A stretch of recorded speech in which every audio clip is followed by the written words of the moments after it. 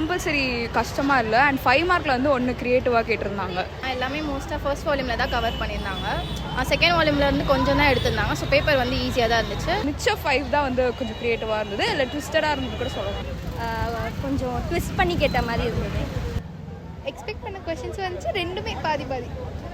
5th சாப்டர்லேருந்து ஒரு creative கேட்டிருந்தாங்க and ப்ராபபிலிட்டிலேருந்து ஒரு க்ரியேட்டிவ் கேட்டிருந்தாங்க.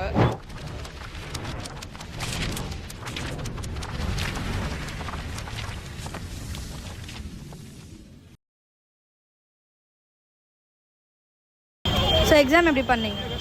ஓகே, ஹை மார்க் எக்ஸ்பெக்ட் பண்ண முடியாது. நான் என்னை பொறுத்த வரைக்கும் நான் படித்த வரைக்கும் நான் எடுத்துருக்கேன்.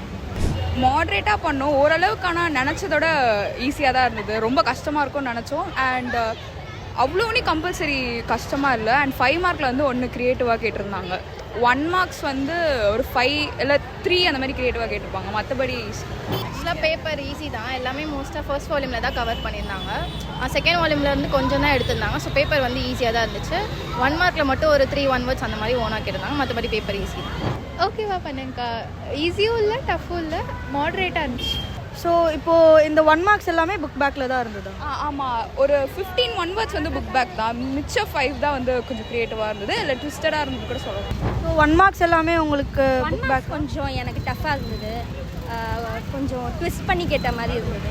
ஸோ உங்களுக்கு டைம் பத்துச்சா எக்ஸாம் ஃபுல்லாக முடிக்க? டைம் பார்த்துச்சு, எனக்கு 5 மினிட்ஸ் எக்ஸ்ட்ராவே இருந்துச்சு. நீங்கள் எக்ஸ்பெக்ட் பண்ண கொஷின்ஸ் தான் வந்ததா இல்லை க்ரியேட்டிவாக ஏதாவது வந்ததா? எக்ஸ்பெக்ட் பண்ண கொஷின்ஸ் வந்துச்சு, ரெண்டுமே பாதி பாதி. ஸோ உங்களுக்கு எக்ஸாம் ஃபுல்லாக முடிக்க டைம் பத்துச்சா?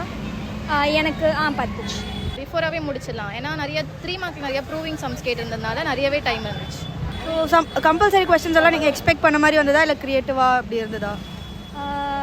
லைக் மோஸ்ட்டாக ரிப்பீட் என்ன சொல்ல ஃபார் எக்ஸாம்பிள் இப்போ 12th சாப்டர் வந்து லைக் நீங்கள் படிச்சிங்கன்னா உங்களுக்கு இதாகும். கம்பல்சரி கொஷின்ஸ், க்ரியேட்டிவ் கொஷின்ஸ் எல்லாம் நீங்கள் வந்து படிச்சிருந்தீங்கன்னா உங்களுக்கு.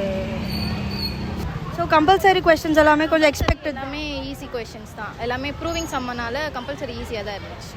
ஓரளவுக்கு எக்ஸ்பெக்டட் தான் வந்தது. ஹாஃப் இயர்லி விட கொஸ்டின் பேப்பர் வந்து ஈஸியாக இருந்ததா? ஹாஃப் இயர்லியோட ஈஸி தான் இருந்தது. ஸோ இப்போ வந்துட்டு நீங்கள் எழுதுனதுலேயே வந்து எந்த பார்ட் கஷ்டமாக இருந்தது? நான் 5 மார்க்குன்னு சொல்லுவேன். ஏன்னா நான் 5 மார்க் வந்து எல்லாமே கொஞ்சம் ஈஸியாக தான் இருந்தது, மாட்ரேட்டாக தான் இருந்தது பேப்பர். பட் 5 மார்க் வந்து நான் ஆப்ஷன்ஸ் இது பண்ணி எழுதுகிற மாதிரி இருந்தது. ஸோ எந்த சாப்டர்லேருந்து வந்த கொஸ்டின்ஸ் கொஞ்சம் டஃப்பாக இருந்த மாதிரி இருந்தது? 5th சாப்டர்லேருந்து ஒரு க்ரியேட்டிவ் கேட்டிருந்தாங்க அண்ட் ப்ராபபிலிட்டிலேருந்து ஒரு க்ரியேட்டிவ் கேட்டிருந்தாங்க. ஸோ உங்களுக்கு படிக்கிறதுக்கு இந்த ப்ராக்டிஸ் இது போதும்னு நினைக்கிறீங்களா இல்லை இன்னும் கொஞ்சம் ப்ராக்டிஸ்? மோர் தென் எனஃப் தான். ஸோ இந்த கொஸ்டின் பேப்பருக்கு நீங்கள் ஒரு ரேட்டிங் தரீங்கன்னா எவ்வளோ தருவீங்க? 7 6 7 ஐ திங்க் 4.5 தான். 3.5.